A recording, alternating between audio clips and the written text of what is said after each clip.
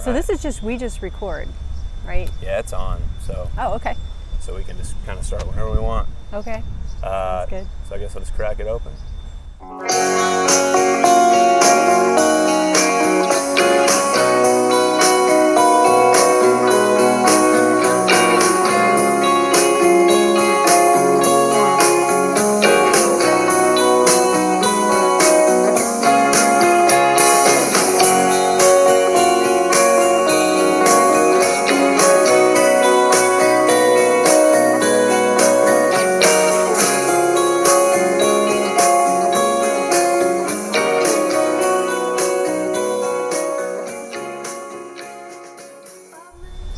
What's going on, everybody? Sam Heine here, back with another episode of Street Talk. Thank you for tuning in here. And this week I'm joined by Kristin Booker. She's the owner and principal at Booker Design Collaborative, which is a landscaping architecture firm here in the Louisville, Kentucky area. It does a lot of great work in the residential realm and commercial realm and the institutional realm, which I think stands out because a lot of times you get the firms that want to specialize in one or the other, but you're making a big impact on all ends of the spectrum. Yeah. Which is cool. And today we're in the Paristown Pointe neighborhood here. As you can see, the development is alive and well, and it's a very historic area. Was bustling at one time, kind of dipped off and was underutilized for a long time, and is now getting a big time facelift, and hopefully we're getting some new residents down here, new businesses down here, restaurants. Got Paristown Hall, people are going to be listening to their music down here.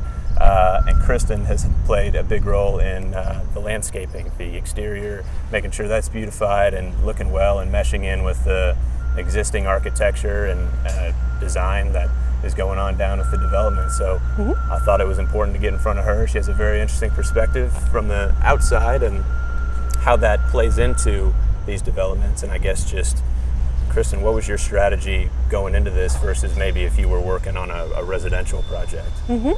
Well, the project for Paristown actually started in 2014, so about 5, almost 6 years ago, really. The owner of Stoneware, who is Stephen Smith, came to me and said he had this idea about taking Paristown and transforming it into a sort of mixed-use urban infill development. And we talked a lot about it, and I explained that there might be a really good strategy to achieve a vision by doing a 2-day charrette. So as that was happening, some partnerships started to align, and the Kentucky Center for the Arts expressed interest in exploring locations around Louisville for where they might do a venue such as Paristown Hall. The charrette occurred, and out of that came this beautiful document that started to talk about how you could achieve this infill development through adaptive reuse, historic preservation, a brand new facility for Paristown Hall, an open gathering space, the ability to retain the existing buildings that are here while sort of maximizing the potential for what spaces were remaining. And the design process was really amazing. We had an incredible team of architects, landscape architects, which initially our firm was the landscape architect for that. Just a host of great designers, both in our community and beyond. Yeah. So it's super inspiring how collaborative the whole process is. You have different people coming together with their different areas of expertise, and I guess the one goal, it seems like a big theme in the redevelopment of Louisville and what I'm seeing going from neighborhood to neighborhood is just sustainability and how you can scale a city going into the future in a way that, a development like, Paristown Hall and Paristown Pointe in general will still be beautiful and functional in 10 to 20 years. Yeah. So what's your strategy going into the different neighborhoods around town? I'm sure you work in different pockets. Just, I guess, infusing the culture, understanding, learning about the story of those neighborhoods that they were built on, the architecture remaining, and just infusing that into the design and vision that you collaborated with your client. Yeah, I think we are in a great time for design. I think that these generations of people, the newer, younger folks such as yourself, but and beyond, are looking for real, authentic experiences. And more so than they want something that's brand new and shiny. They want to know that there's a depth of history, of layers, and they want to see or feel as if they're part of something real. And that's what this development and other efforts in the sort of urban areas of Louisville and in these urban neighborhoods, that's what is making them so successful.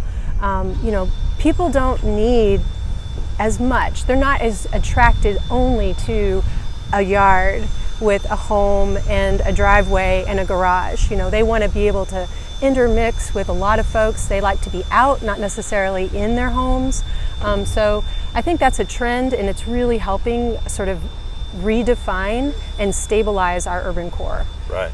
So through these planning efforts, we can start to create a vision and a roadmap for how people can intuitively or more easily realize that vision by taking what you have, infilling new pieces that are missing to sort of restore that fabric, and accommodate modern things such as vehicles, bikes, pedestrians, and things like that. Yeah, and it seems like it you know, there's a lot of collaboration going, making these projects happen with, you know, the landscaping and, you know, the actual build that these guys are taking care of back there. Yeah.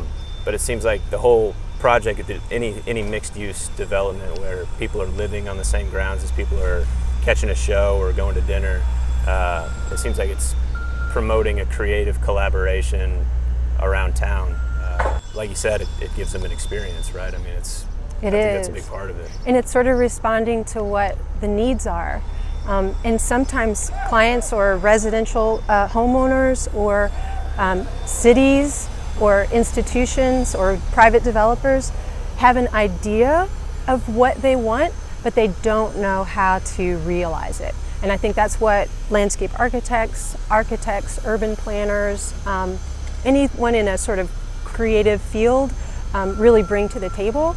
And that process is, I think, so I work on small-scale residential all the way through to urban design and planning efforts for cities. But there is a process to the creative, like there's a step-by-step process for creating ideas. Yeah. You know, you understand the client, you understand the environment, you understand what the needs are, what they want, what their goals are, and what they want to accomplish, and then you bring your own sense of what would also be right for that project, to help them even expand beyond the boundaries of what they thought were imaginable. Yeah. And if you bring people through step by step from base plan programming, conceptual design, to design development, which is like a little bit further into it, then you start looking at costs, and then you get into that construction document phase and working with contractors to make it happen. Right. So Yeah. it's kind of the same really all the way through. The size of the site is a little different. The kinds of issues that you're dealing with are a little bit different, but ultimately that process is the same. Yeah, that was my next question actually, was what's the difference between working with a school, you know, working with a big development team, and then working on a residential level. You know, like you said, it's scale, but I see continuity from what I've seen of your work. I mean, it seems like the continuity's there, just on smaller scales, and, you know, maybe dialed back a little bit in a smaller backyard, but, you know. Yeah. We strive for the best quality possible. Whatever we can achieve with the budget in mind, we want to make that happen. And even if it means getting the client a little bit out of their comfort zone and then dialing it back. That's one thing we definitely find ourselves doing. I'm a big fan of enduring and natural materials, brick, stone, even concrete is kind of born out of natural materials. Not as much synthetic. Like when I say synthetic, I mean like precast concrete or things like that. I think that the enduring quality of a material and its longevity is a huge component of sustainability in a lot of ways from the built section. Right. I think we just try to work with the client where they are and lift the experience as much as possible and give them something that is beyond what they could have imagined in the end. Working in this industry, what do you see as what's trending right now? Like in 10 years, where do you see a sustainable Louisville looking like in terms of the landscape and you know, making that a bigger piece? The green movement, I guess, to sum it up. Big plane coming by. I think we can hear. Yeah. You know, I think people are recognizing that there's so much value to being outside, whether it's in your backyard or if it's in a city or if it's in a park. I think that people are starting to place value and want that in their lives more than in more recent years. And in that, there's a keener eye toward sustainable, resilient landscapes that are performative, which means maybe they capture stormwater, or maybe they contribute to the reduction of the urban heat island effect through tree canopy. But natural environments are where we're from. I mean, we are animals, we're human beings on this planet, and we're so advanced in our thinking that we're forgetting that, I think, a lot of times. And I feel most at peace in nature. I mean, and it's palpable.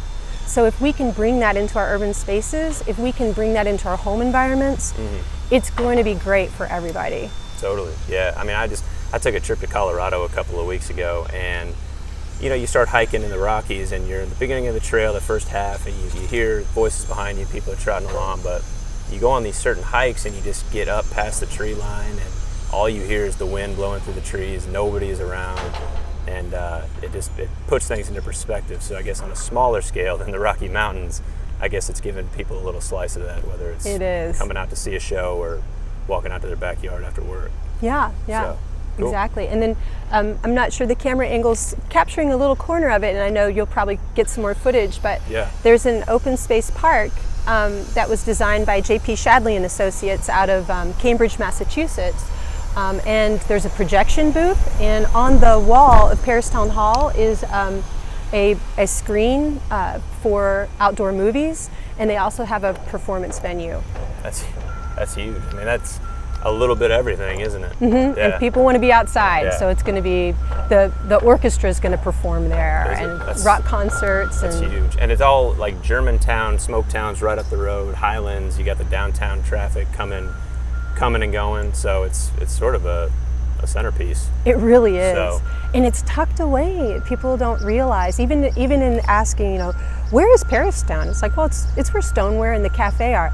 Oh, okay, I see. I know exactly where that is. Right. But when you look at it on a map and you see how beautifully positioned it is around all these neighborhoods. Oh yeah. I mean, if I don't live in this particular area, but if I did, I would never drive to see a concert. I would be on my bike or walk. Oh, absolutely. It'd be so much fun. There's a lot of bike parking that'll be accommodated. So. But what's the ETA? When's everything supposed to be? I think it's July 23rd. It's just in a few days. The first concert is happening, opening event. So, and at that time, I don't know what the festivities are specifically, but the design of the streets is set up in a way that certain roads can be closed, and I've mentioned the brick street that we did along Stoneware on Brent Street. Yeah. That is going to be an open plaza space for concerts, art festivals, flea markets, farmers markets, and it's all been sort of designed and aligned in a way that it can accommodate a number of different types and sizes of events. Super innovative. So cutting edge stuff. It's great. Awesome. Well, it's going to be one to keep your eye on, folks. And Kristen, I appreciate you coming on. This is informative. I mean, anytime you can get like a different perspective on a development like this, but also just a city that we live in becoming more sustainable and how we can do that. It's a really cool thing. So appreciate it. Yeah. Thanks. I appreciate what you're doing too. This is really fun. Thank you. Appreciate it. All right. See you next week, folks.